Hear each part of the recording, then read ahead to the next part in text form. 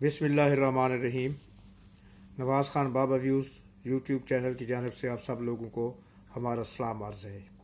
अस्सलाम वालेकुम। हमें उम्मीद है कि आप सब लोग अपने अपने अहल खाना के साथ, अपनी फैमिली के साथ, अपने अज़ीज़ व अक़ारिब और दोस्त अहबाब के साथ जहाँ जहाँ भी हैं खुश व खुर्म होंगे और बख़ैर व आफ़ियत होंगे। हमारी नेक ख्वाहिशात और दुआएँ हैं कि अल्लाह पाक आपको हमेशा इसी तरह खुश व खुर्म और शाद व आबाद और शादमान रखे और आपकी खुशियों में मज़ीद इजाफ़ा फरमाए, आमीन। वीडियो में आगे चलने से पहले हमेशा की तरह हमारी आपसे दरख्वास्त है कि आप हमारा चैनल सब्सक्राइब करें, लाइक करें और शेयर करें ताकि हमारी हर आने वाली वीडियो बर वक्त आप तक पहुंचती रहे। शुक्रिया। आप बढ़ते हैं आज के वीडियो के मौजू की तरफ।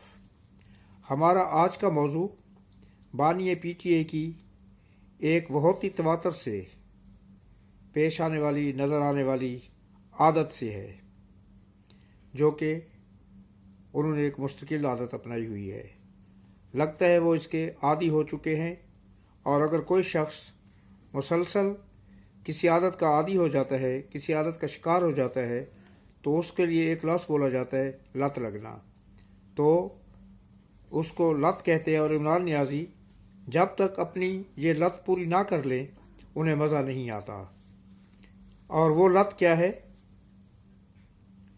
आइए मैं आपको बताता हूँ। वो लत है कि उनकी ये लत है कि जब भी किसी अदालत से, खा वो अदालत उज़्मा हो या कोई मातहत अदालत हो, अगर कोई भी फैसला उनकी मर्ज़ी के ख़िलाफ़ हो जाए या उनकी पसंद के मुताबिक ना हो, तो वो फ़ौरन उस जज के ख़िलाफ़ हो जाते हैं और पूरी कोशिश करते हैं कि उनके किसी भी केस को वो जज जो उनकी नज़रों में नापसंदीदा हो जाता है, वो उनका कोई केस ना सुने। अब chief justice Islamabad high court justice Aamir Farooq साहब की मिसाल आप लोगों के सामने है। इमरानी वोकला ने अपने क्लाइंट कम और बॉस ज़्यादा की हिदायत पर उनके ख़िलाफ़ भी दरख्वास्त लगा दी कि वो उनके केसेस से अलग हो जाए, क्योंकि इमरान के ख़्याल में वो गैर जानिबदार नहीं है। अब मैंने यहाँ पर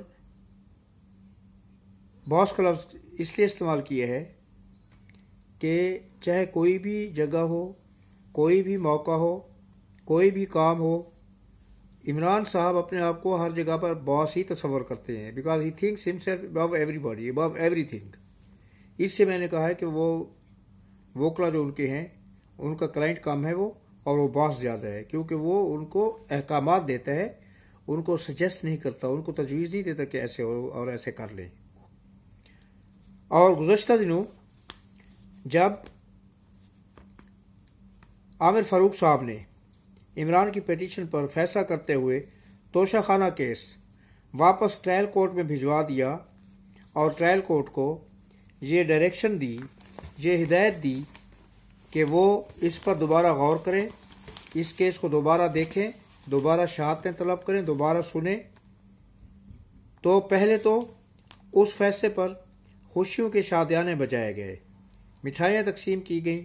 लेकिन जब इस फैसले की हकीकत सामने आई, जब इन्होंने गहराई में इस फैसले को पढ़ा, तो उनकी पिटीशन तो मंजूर हुई। उनको मालूम हुआ कि उनकी पिटीशन मंजूर तो हुई है, मगर उसमें एक टेक्निकल पॉइंट छुपा हुआ था कि इस केस को दोबारा सुना जाए और जज साहब, ट्रायल कोर्ट के जो जज हैं, वो दोबारा इसका फैसला करें। लेकिन यह चीज़, दोबारा सुनने वाली चीज़ उनके गले में पड़ गई। वो कैसे?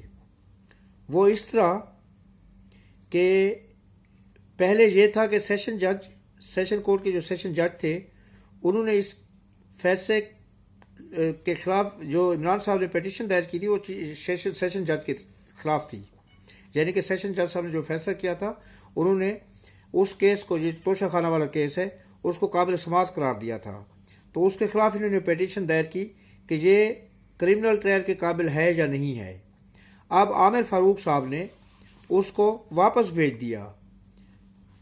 इससे क्या हुआ कि عمران کی پیٹیشن درخواست جو عامر فاروق کے خلاف تھی کہ وہ اپنے آپ کو اس کیس سے الگ کر لیں، وہ تو انہوں نے کر دیا، انہوں نے اپنے آپ کو اس کیس سے الگ کر لیا، لیکن اس کیس کو ڈسپوز آف کرنے کی بجائے انہوں نے اس کیس کو واپس اسی ٹرائل کورٹ میں، اسی سیشن کورٹ میں، اسی سیشن جج صاحب کو واپس بھیج دیا کہ اب سیشن کورٹ کے جج کے خلاف بھی ایک درخواست دے دی گئی۔ اب کیا ہوا کہ جب یہ کیس واپس سیشن کورٹ میں بھیجا گیا تو عمرانی وکلا نے سیشن جج کے خلاف بھی ایک درخواست دے دی۔ کس بنا پر؟ کیونکہ انہوں نے پہلے اس کیس کو قابل سماعت قرار دیا تھا، جس کے خلاف یہ چیف اپنا ہائی کورٹ میں چلے گئے، اور ہائی کورٹ نے جب یہ کیس واپس اسی سیشن جج کو بھیج دیا کہ وہ اس کی دوبارہ سماعت کریں اور دوبارہ اس کو دیکھیں کہ اس کا کیا فیصلہ کرنا ہے، تو پھر انہوں نے اس سیشن جج کے خلاف بھی درخواست دے دی کہ وہ بھی ان کے کیس کے لیے قابل قبول نہیں ہے، اور یہ کہ وہ بھی ان کا اس کیس سے اپنے آپ کو الگ کر لے۔ یعنی انہوں نے اپنی مرضی کے جج بٹھانے ہیں، اپنی مرضی کے جج اکٹھے کرنے ہیں اور اپنی مرضی کے فیصلے لینے ہیں۔ اس لیے اب کوئی بھی جج جو ان کے خلاف فیصلہ دیتا ہے وہ عمرانی وکلا اور ان کے باس کے لیے قابل قبول نہیں ہے۔ مگر ہوا کیا کہ ان کی اس درخواست کو سپریم کورٹ، یہ درخواست سپریم کورٹ میں لگائے گی، کیونکہ ہائی کورٹ تو پہلے ہی اس درخواست کو واپس اپنے سیشن کورٹ میں بھیج چکی ہے، لہٰذا اب ہائی کورٹ کا فیصلہ تو آ گیا، اب اس فیصلے کے خلاف اور سیشن کورٹ کے فیصلے کے خلاف یہ سپریم کورٹ میں گئے۔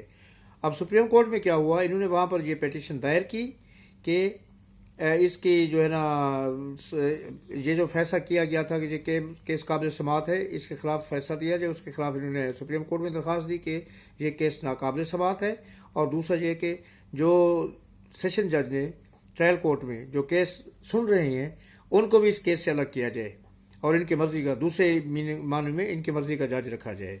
مگر کیا ہوا کہ ان کی پوری ٹیم کی کوشش کے باوجود صرف اتنا ہوا کہ سپریم کورٹ میں ان کی درخواست کو نمبر لگا دیا گیا، لیکن ان کی کوشش یہ تھی کہ کل ہی جو ہے اس کا فیصلہ ہو جائے یا کل ہی اس درخواست کی سماعت شروع ہو جائے۔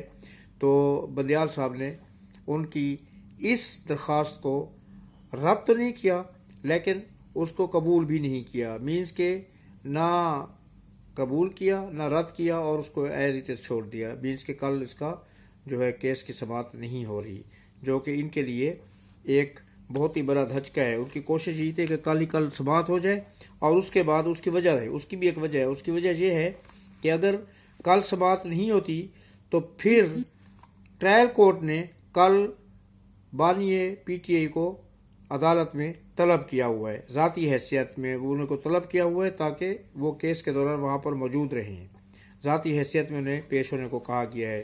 اور یہ نیازی کی عادت ہے کہ وہ کسی بھی عدالت میں پیش نہیں ہوتے، یہ ان کی عادت کے خلاف ہے کہ وہ کسی عدالت میں پیش ہوں۔ اس کی وجہ یہ ہے کہ وہ خود کو کسی بھی عدالت سے بالا تر سمجھتے ہیں، کسی بھی قانون سے بالا تر سمجھتے ہیں، اس لیے وہ اس عدالت میں پیش نہیں ہونا چاہتے تھے، اور ان کی پوری کوشش تھی کہ کل سپریم کورٹ اس درخواست کو ناقابل سماعت دے کر اس کیس کو توشہ خانہ کیس کو ناقابل سماعت قرار دے دے تاکہ ان کی ٹرائل کورٹ سے جان چھوٹ جائے، مگر ایسا ہوا نہیں ہے۔ ان کی درخواست قبول تو کر لی گئی ہے لیکن اس کے اوپر سماعت جو ہے وہ شروع نہیں ہوئی۔ اب کل کیا ہوگا؟ That is a big question, $1,000,000 question کہ کل کیا ہوگا؟ کیا نیازی کی پریشانی دور ہو جائے گی یا اس میں مزید اضافہ ہو جائے گا؟ اب یہ کل ہی پتہ چلے گا، اور کل کی بات ہم انشاءاللہ آپ کو کل ہی بتائیں گے۔ آج تک کے لیے اتنا ہی کافی، یا زندہ سو وقت باقی، تو کل پھر اسی موضوع پر نئی ویڈیو کے ساتھ حاضر خدمت ہوں گے۔ اس وقت تک کے لیے اجازت دیجیے۔ اللہ آپ کا حامی و ناصر ہو اور آپ کو اپنی حفظ و امان میں رکھے۔ اللہ حافظ، اللہ نگہبان، السلام علیکم اور شکریہ۔